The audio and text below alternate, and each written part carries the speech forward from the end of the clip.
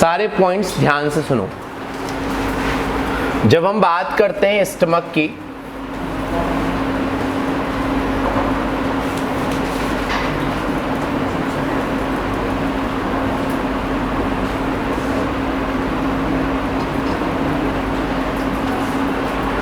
When we talk about stomach, हमने पढ़ा था stomach is a J shaped structure. Stomach is a J shaped structure. देखो बच्चों, जब हम बात करते हैं स्टमक की या एलिमेंट्री कैनाल की, स्टमक और एलिमेंट्री कैनाल में कई सारी लेयर्स होती हैं। जो सबसे ये बाहर की लेयर है, this is called outer most layer. In layers के नेम होते हैं, बट अभी हमारे लेवल पर वो नहीं है, हमें सिर्फ लेयर्स के नंबर याद रखने हैं। This is the outer most layer, that is called first layer. Okay, after that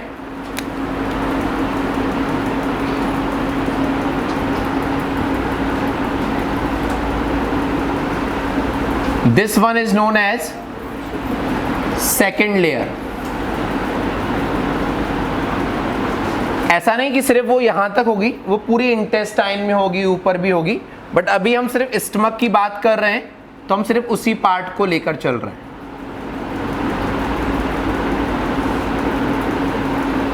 this one is a third layer.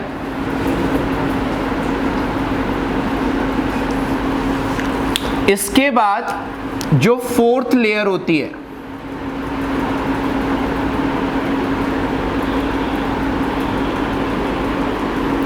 This fourth layer is the inner most layer, और इस लेयर का नाम होता है म्यूकोसा लेयर। क्या नाम होता है? अब अगर आपको म्यूकोसा लेयर का मतलब समझना है, तो हमारे ओरल कैविटी के अंदर चीक्स की जो लेयर होती है ना, that is called mucosa layer. क्या कहलाती है?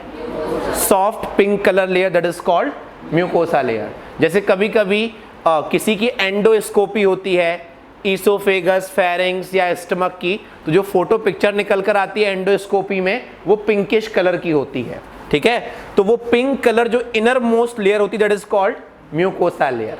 हमने बाकी सारे लेयर्स के नाम नहीं लिखे, सिर्फ इस लेयर का नाम लिखा। उसका रीजन है, अभी मैं बताऊंगा। ये जो बीच में खाली पोर्शन है, दैट इज कॉल्ड ल्यूमेन। क्या कहलाता है?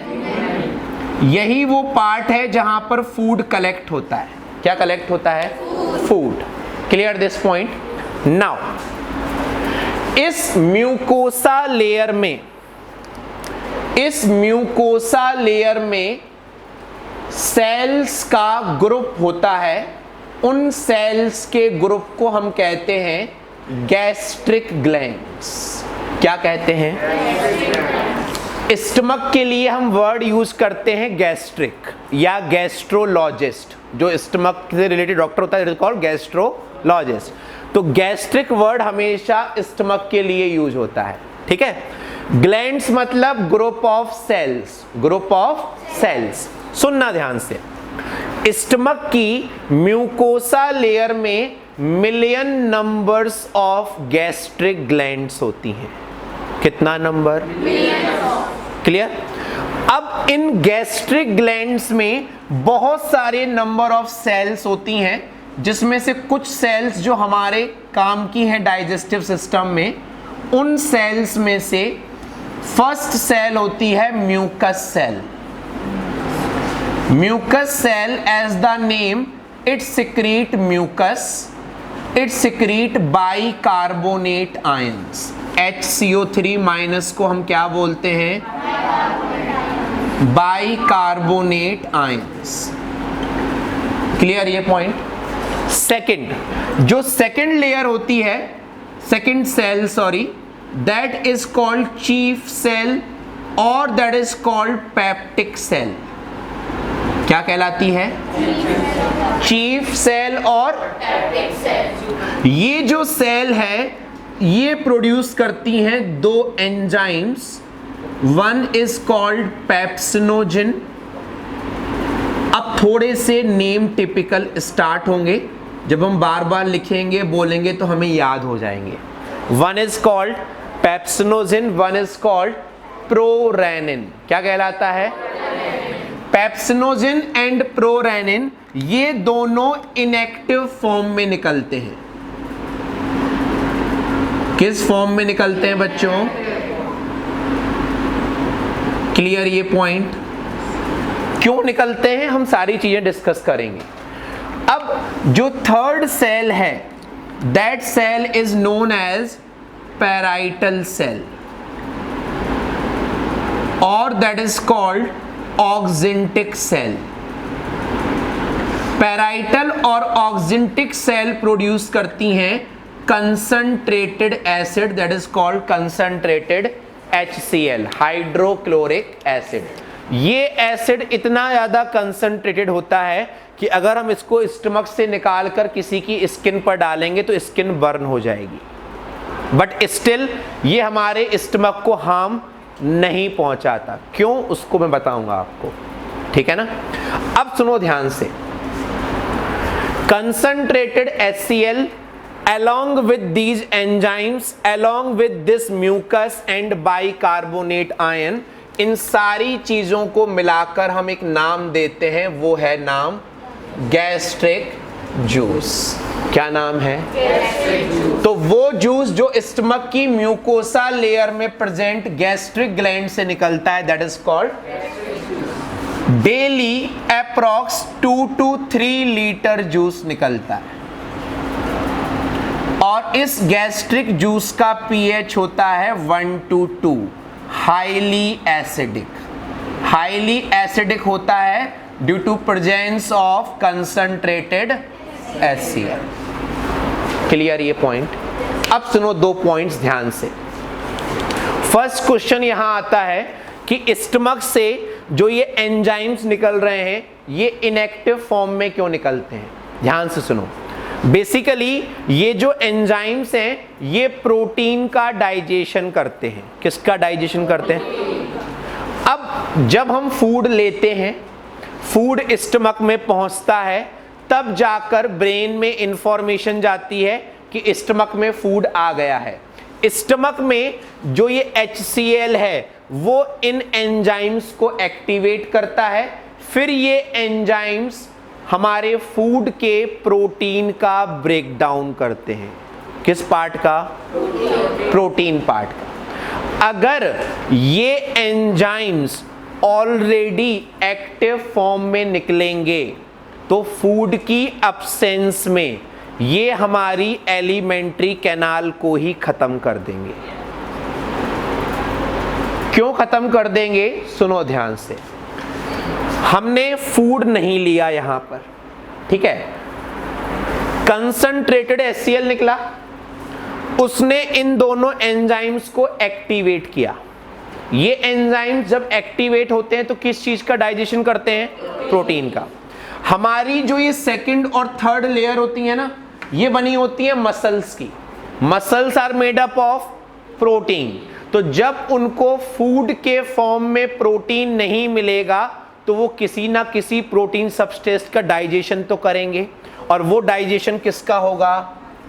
मसल्स का, जो क्या बना रही हैं? हमारी स्टमक या एलिमेंट्री कैनाल।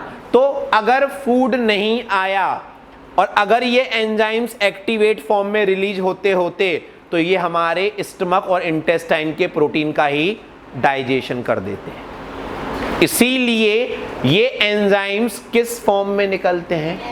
एक्टिव। समझ में आई मेरी बात? फिर से सुनो। ये 2 एंजाइम्स हैं जिनका काम है प्रोटीन का डाइजेशन करना। जब फूड स्टमक में पहुंचता है तभी जाकर ये एक्टिव होते हैं, अदरवाइज ये एक्टिव। तो अब क्वेश्चन आता है, तो ये इनएक्टिव फॉर्म में क्यों रिलीज होते हैं? तो ये इनएक्टिव फॉर्म में इसलिए रिलीज होते हैं कि जब फूड आएगा तब ये एक्टिव होंगे और फूड को ब्रेक करेंगे। क्लियर ये पॉइंट? अगर ये एक्टिव फॉर्म में ही रिलीज होते तो फूड आए ना आए इनको तो प्रोटीन का डाइजेशन करना है, और वो प्रोटीन कहाँ प्रेजेंट है हमारी बॉडी में? मसल्स में। तो ये किसका डाइजेशन कर देंगे? तो जब हमारी बॉडी की वॉल की मसल्स ही खत्म हो जाएगी तो वॉल डिस्ट्रॉय। समझ में आई मेरी बात? दैट मीन्स ये एंजाइम्स हमारे ही एलिमेंट्री कैनाल के प्रोटीन का डाइजेशन कर देते अगर ये एक्टिव फॉर्म में रिलीज होते। बट ये कैसे होते हैं, इसीलिए हमें हार्म। सेकेंड पॉइंट, जब इतना ज्यादा कंसंट्रेटेड HCl स्टमक में निकलता है तो ये हमारे स्टमक को हार्म क्यों नहीं पहुंचाता, क्योंकि हमारे स्टमक में रिलीज क्या होता है, और साथ में बाइकार्बोनेट आयंस का नेचर होता है एल्केलाइन। कैसा होता है, बेसिक।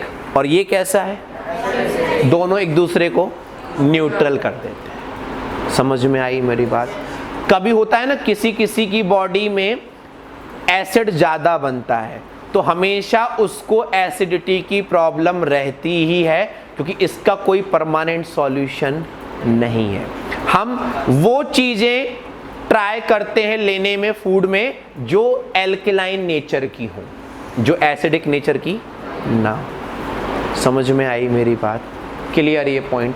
क्योंकि जो भी चीज़ एसिड का सिक्रीशन इंड्यूस कराती होगी वो स्टमक में प्रॉब्लम करेगी, और जब स्टमक में एसिड का सिक्रीशन ज़्यादा टाइम के लिए ज़्यादा देर तक होता है तो वो स्टमक में अल्सर बना देता है, जिसको हम छाले बोलते हैं, पेप्टिक अल्सर। ठीक है, तो वो अल्सर ठीक होना अपने आप में बहुत टफ टास्क होता है। और वो अल्सर सिर्फ स्टमक में नहीं, जब आप फूड लोगे आपको फटाफट से वॉमिटिंग हो जाएगी, उस फूड का डाइजेशन ही नहीं हो पाता है। क्लियर। तो पेप्टिक अल्सर सुनने में बहुत छोटा सी चीज है but it's a very big problem. Understood. हम बात कर रहे हैं किसकी, स्टमक में जो सेल्स होती हैं जो गैस्ट्रिक जूस सिक्रीट करती हैं वो किस लेयर में होती हैं, म्यूकोसा सबसे बाहर की लेयर है या सबसे अंदर की लेयर है, क्लियर ये पॉइंट। और म्यूकोसा लेयर किसका पार्ट है, क्लियर ये पॉइंट। गैस्ट्रिक ग्लैंड्स की सेल्स म्यूकस सेल्स, चीफ और एंड पैराइटल और, क्लियर। ये सारा सिक्रीशन, ये सारी ग्लैंड्स क्या सिक्रीट करती हैं, जिसका अमाउंट है 2 to 3 लीटर पर डे और पीएच कितना है 1 to 2। Clear this point. लिखो बच्चों, फर्स्ट पॉइंट लिखो। The innermost layer of stomach, the innermost layer of stomach, the innermost layer of stomach is known as mucosa. The innermost layer of stomach is known as mucosa, which contain million number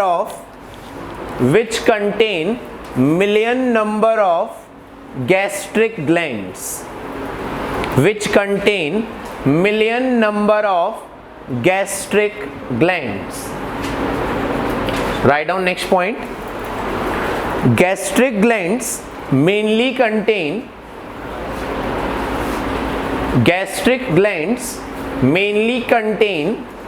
three type of cells. Gastric glands mainly contain 3 type of cells. First लिखो mucus cell. First is mucus cell. Second is chief or peptic cell. Chief or peptic cell.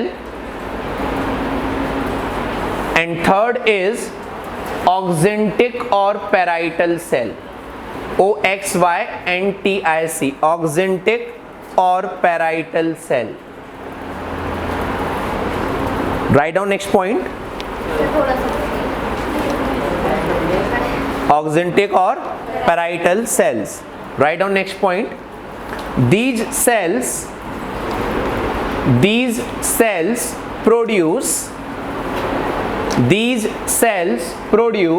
a secretion.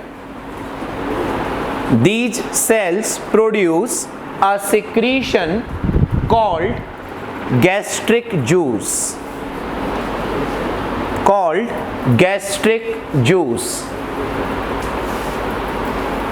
अब लिखो next heading, gastric juice.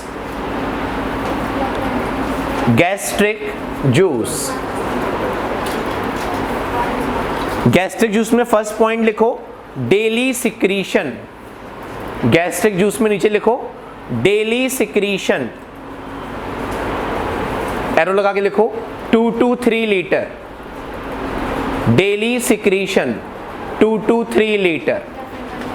Second लिखो pH, pH 1 to 2, pH 1 to 2, bracket में write down highly acidic, 1 to 2 highly acidic.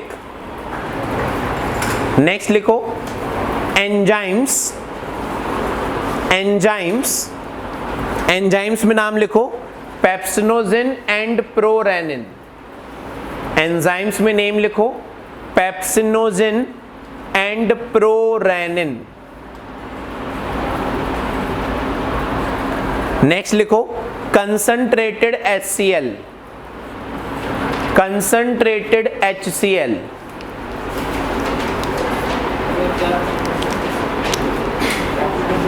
Concentrated HCl। Next लिखो mucus and bicarbonate ions, mucus and bicarbonate ions.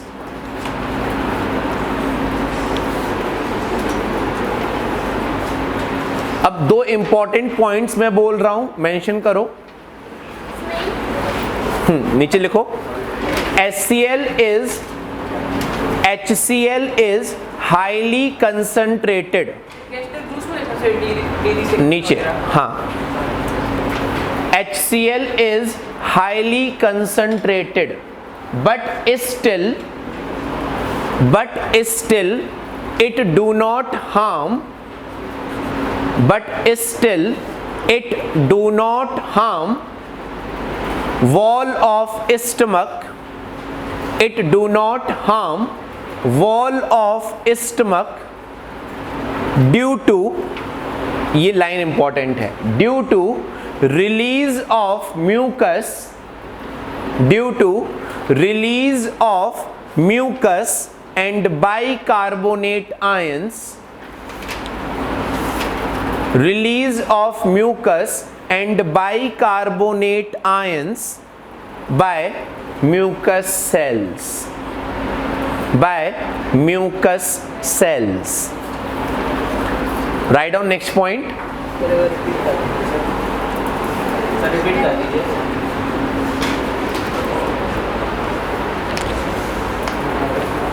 HCl is highly concentrated but still it do not harm wall of stomach due to release of mucus and bicarbonate ions by mucus cells। Second point लिखो pepsinogen and prorenin,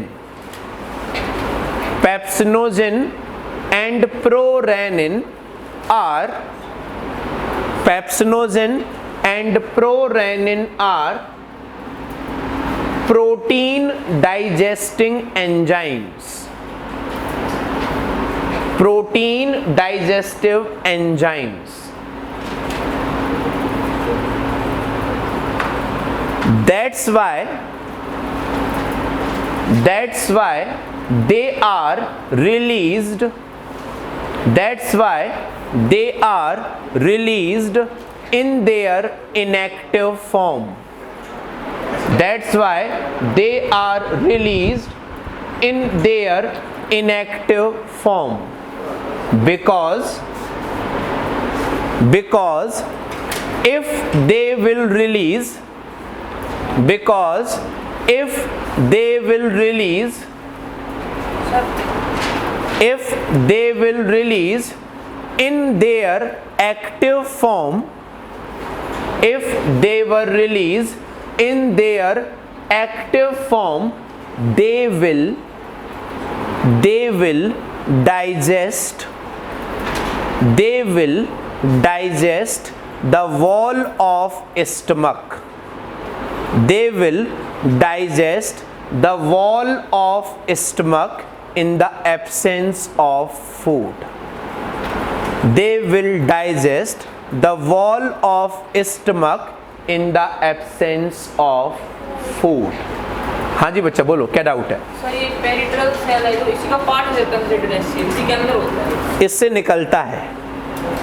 human में क्या होता है? अरे देखो, जैसे ये mucosa layer है, यहाँ सेल्स प्रेजेंट है, तो ये जूस निकालेंगी जो वो यहाँ आएगा, और जो फूड आ रहा है वो भी तो यहीं आ रहा है। तो फूड का डाइजेशन तो बच्चा ल्यूमेन में ही होता है। समझ में आई मेरी बात? तो जो ल्यूमेन है वहीं पर किस चीज का डाइजेशन होता है?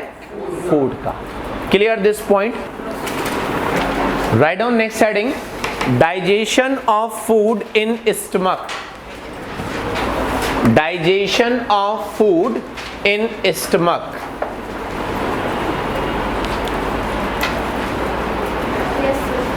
अब बच्चों मेरी बात ध्यान से सुनो, हमने ये पढ़ रखा है कि जो हम फूड लेते हैं उसमें कार्बोहाइड्रेट होता है, प्रोटीन होता है और फैट मेनली, ओके, फूड के फॉर्म में, जिसमें से कार्बोहाइड्रेट का डाइजेशन 30% कहाँ हुआ था?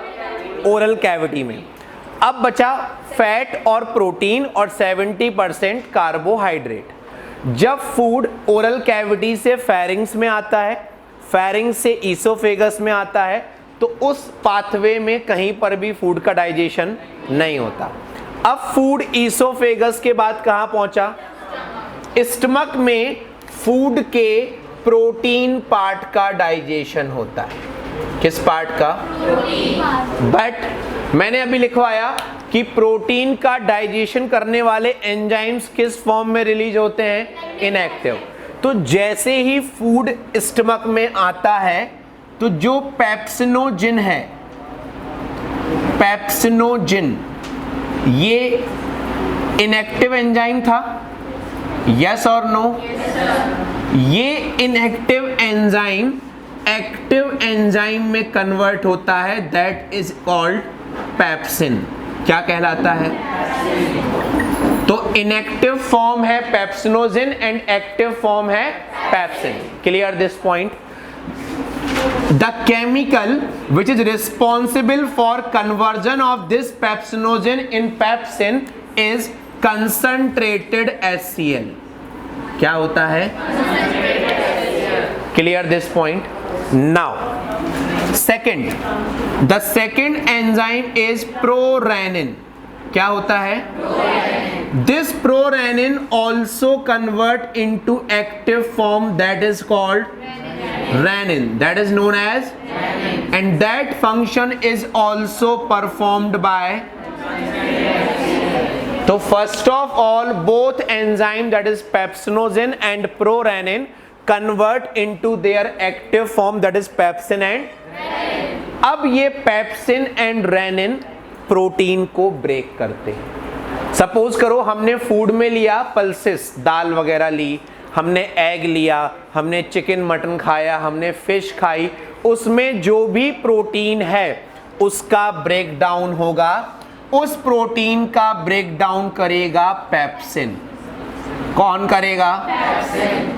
पेप्सिन उस प्रोटीन को ब्रेक करके प्रोटीन के ही छोटे छोटे मॉलिक्यूल्स बना देगा, जिसको हम नाम देते हैं पेप्टाइड्स एंड हम नाम देते हैं प्रोटियोजेस। पेप्टाइड्स एंड ये ब्रेकडाउन हुआ किसका? प्रोटीन का। किसका? प्रोटीन का। तो फर्स्ट स्टेप किसका एक्टिवेशन हुआ? सेकंड स्टेप किसका एक्टिवेशन हुआ? अब प्रोटीन का ब्रेकडाउन किसने किया? अब कौन सा एंजाइम रह गया? रेनिन वर्क करता है, ये थर्ड स्टेप, ये फोर्थ स्टेप। रेनिन वर्क करता है मिल्क प्रोटीन पर। If we take milk protein और dairy products which contain milk protein का नाम होता है केजीन। क्या होता है? केजीन। इस पर वर्क करता है कौन सा एंजाइम? और रेनिन उसको कन्वर्ट करता है पैराकेजिनेट। क्या कहलाता है? पैराकेजिनेट। ये हमने लिया था मिल्क। पैराकेजिनेट होता है कर्ड लाइक सब्सटेंस। क्या होता है? कभी छोटे बच्चों को वॉमिट करते देखा है?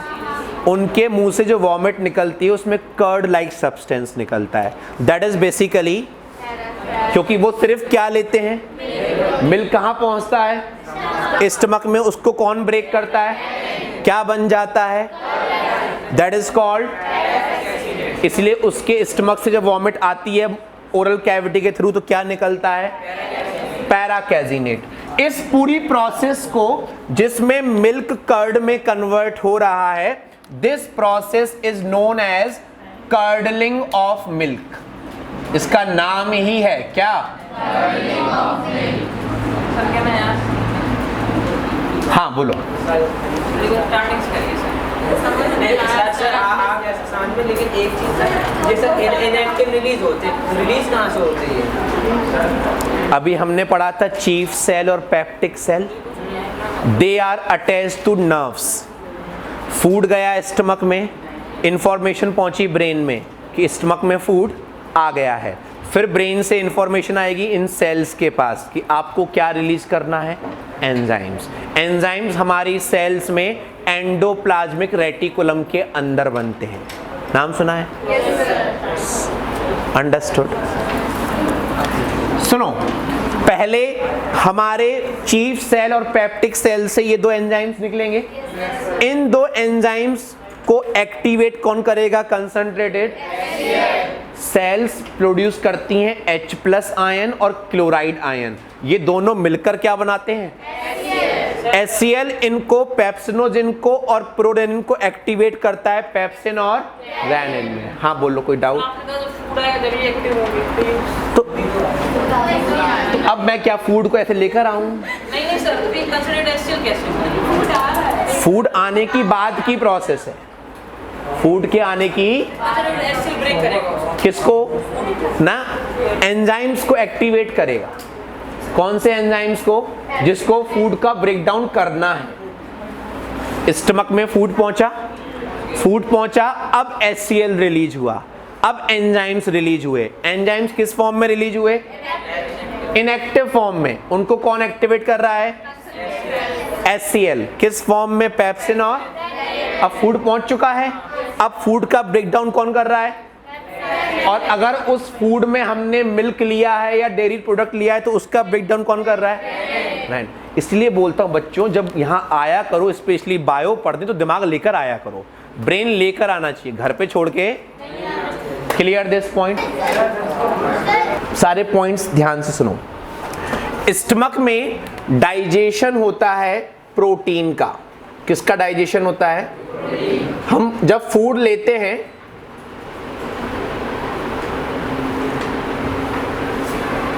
हम बात कर रहे हैं डाइजेशन ऑफ प्रोटीन की। हमने फूड लिया, फूड में हमने कार्बोहाइड्रेट लिया, फैट लिया और प्रोटीन लिया। कार्बोहाइड्रेट का 30% डाइजेशन ओरल कैविटी में स्टार्ट हो गया था। अब डाइजेशन स्टमक में किस चीज का हो रहा है, प्रोटीन का। क्लियर ये पॉइंट? सुनो ध्यान से। जब हम बात करते हैं डाइजेशन ऑफ प्रोटीन की, तो प्रोटीन के डाइजेशन से पहले कुछ और भी होता है। देखो, ये एंजाइम था एक, जिसका नाम क्या था, और एक दूसरा एंजाइम था जिसका नाम था प्रो। ये दोनों एंजाइम्स किस फॉर्म में रिलीज होते हैं, अरे बोलो, किस फॉर्म में रिलीज होते हैं, इनएक्टिव फॉर्म में। किस फॉर्म में, ये दोनों एंजाइम्स इनएक्टिव फॉर्म में रिलीज होते हैं। और जब फूड स्टमक में पहुंचता है तो सबसे पहले इन एंजाइम्स का एक्टिवेशन होता है, और वो एक्टिवेशन करता है कंसंट्रेटेड HCl। कंसंट्रेटेड, तो कंसंट्रेटेड HCl का फर्स्ट फंक्शन है इनएक्टिव एंजाइम्स को किसमें कन्वर्ट करना, पेप्सिनोजिन कन्वर्ट होता है और बनता है पेप्सिन। क्या बनता है, प्रोरेनिन कन्वर्ट होता है और बनता है रेनिन। क्या बनता है, क्या मैंने आपको बताया था कि ये एंजाइम्स इनएक्टिव फॉर्म में क्यों रिलीज होते हैं, नहीं बताया था? सुनो ध्यान से। हमारे स्टमक में कंसंट्रेटेड HCl निकलता है। ये एसिड इतना कंसंट्रेटेड होता है कि अगर किसी की स्किन पर डाला जाए तो उसकी स्किन बर्न हो जाएगी, but still it do not harm the stomach. क्यों? Due to release of mucus and bicarbonate ions. Bicarbonate ions का नेचर होता है एल्केलाइन, और ये कैसा है? एसिड। ये दोनों एक दूसरे को न्यूट्रलाइज कर लेते हैं। समझ में आई मेरी बात? तो HCl का स्टमक में हार्म ना पहुंचाने का रीजन है secretion of mucus and bicarbonate ions. Clear this point? Second point सुनो। क्वेश्चन आता है कि हमारे बॉडी में protein digestive enzymes inactive form में रिलीज क्यों होते हैं? उसका रीजन है कि जैसे ही फूड पहुंचता है स्टमक में या इंटेस्टाइन में, ये एंजाइम्स एक्टिवेट हो जाते हैं। कैसे? किसकी हेल्प से? अगर ये एंजाइम ऑलरेडी एक्टिव फॉर्म में निकलते होते तो होता क्या? ये एंजाइम किस चीज का डाइजेशन करते हैं?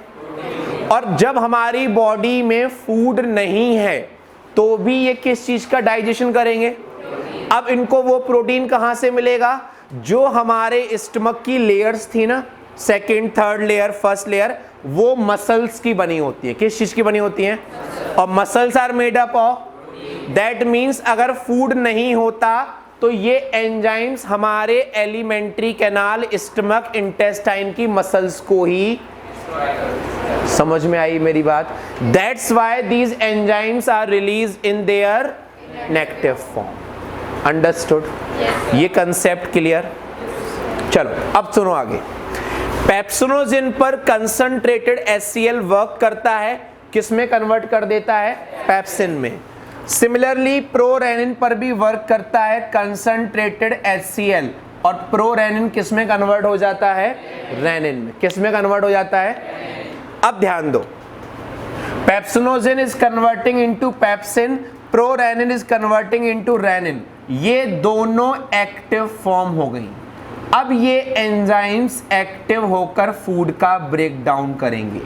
जो हमारा पहला फूड है वो है प्रोटीन, जिसका ब्रेकडाउन स्टमक में होता है, और प्रोटीन पर बच्चों वर्क करता है एंजाइम, कौन सा? पेप्सिन, क्योंकि पेप्सिनोजेन किस में कन्वर्ट हो गया? ये पेप्सिन प्रोटीन को ब्रेक करता है छोटे छोटे प्रोटीन के मॉलिक्यूल्स में, जिसको हम नाम देते हैं पेप्टाइड्स एंड प्रोटियोजेस। क्या नाम देते हैं? सेकेंड पॉइंट सुनो। When we take milk, milk also contain protein. Milk protein is known as casein. क्या कहलाता है? इस मिल्क प्रोटीन पर एंजाइम वर्क करता है, कौन सा? रेनिन। और ये मिल्क प्रोटीन को एक कर्ड लाइक सब्सटेंस में कन्वर्ट करता है, जिसको हम बोलते हैं पैराकेजिनेट। क्या बोलते हैं? ये पैराकेजिनेट कैसा सब्सटेंस है? Curd like. अगर आपने बच्चों को देखा हो, न्यूबॉर्न बेबी को देखा हो, जो सिर्फ मिल्क पर डिपेंड रहते हैं, जब वो वॉमिट करते हैं तो उनकी वॉमिट में कर्ड लाइक मिल्क निकलता है। उसका रीजन है कि जब मिल्क स्टमक में पहुंच जाता है, उस पर HCl वर्क करता है, रेनिन बनता है, रेनिन उस मिल्क को किस में कन्वर्ट करता है? Curd like paracaseinate. This process of conversion of casein into paracaseinate is known as curdling of milk. क्या कहलाता है बच्चों? This concept is clear? Clear ये पॉइंट? केजीन प्रोटीन है जो इजीली एब्जॉर्ब नहीं होता बॉडी में, इसीलिए एब्जॉर्ब होने से पहले वो किस में कन्वर्ट होता है? पैराकेजिनेट। अगर हम आगे की प्रोसेस की बात करें तो पैराकेजिनेट मिल्क में प्रेजेंट कैल्शियम आयन के साथ कंबाइंड होकर हमारी बॉडी में एब्जॉर्ब हो जाता है। क्लियर ये पॉइंट? दैट मीन्स जो मिल्क का प्रोटीन है उसका डाइजेशन स्टमक में ही हो जाता है, उसका एब्जॉर्प्शन भी स्टमक में ही हो जाता है। इसीलिए मिल्क एक ऐसा प्रोडक्ट है जो हमें फास्ट एनर्जी प्रोवाइड करता है। क्या प्रोवाइड करता है? Fast energy. Clear this point? कुछ पॉइंट्स मेंशन करो स्टमक के बारे में, कुछ पॉइंट्स मेंशन करो बच्चों। लिखो इसमें HCl is a highly concentrated acid. HCl is a highly concentrated acid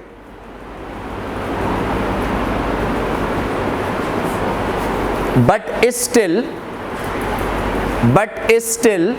it do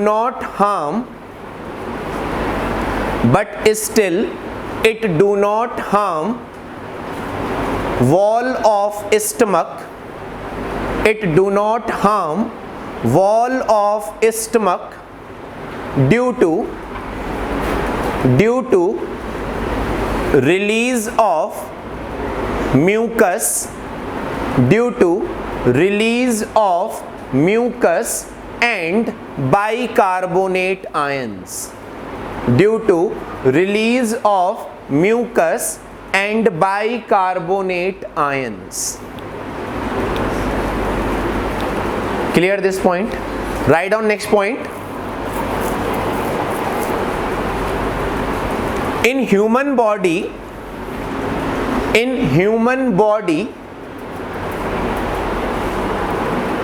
proteolytic enzymes, वो एंजाइम्स जो प्रोटीन का ब्रेक डाउन करते हैं उनको हम इन कॉमन कहते हैं proteolytic enzymes. In human beings proteolytic enzymes are released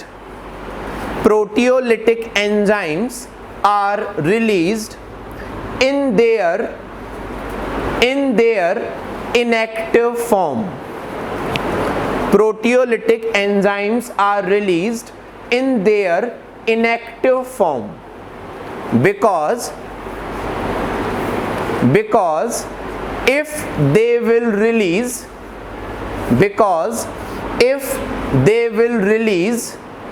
in their active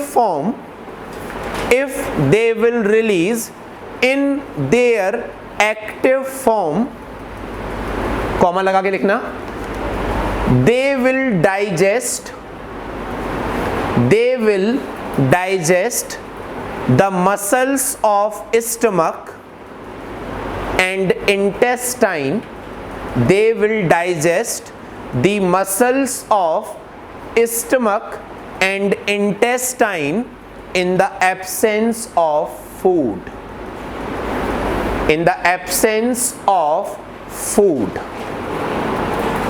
तो यही रीजन है कि जो प्रोटियोलिटिक एंजाइम्स होते हैं वो किस फॉर्म में निकलते हैं बच्चों? उनको एक्टिव कौन करता है स्टमक में? पेप्सिनोजिन से क्या बनता है? प्रोरेनिन से क्या बनता है? पेप्सिन किसका ब्रेक डाउन करता है? किस में कन्वर्ट करता है? और रेनिन किस पे वर्क करता है? मिल्क प्रोटीन को कॉमनली क्या कहते हैं हम? केजीन। किस में कन्वर्ट करता है? which like substance, and this complete process is known as curdling of. Clear this point?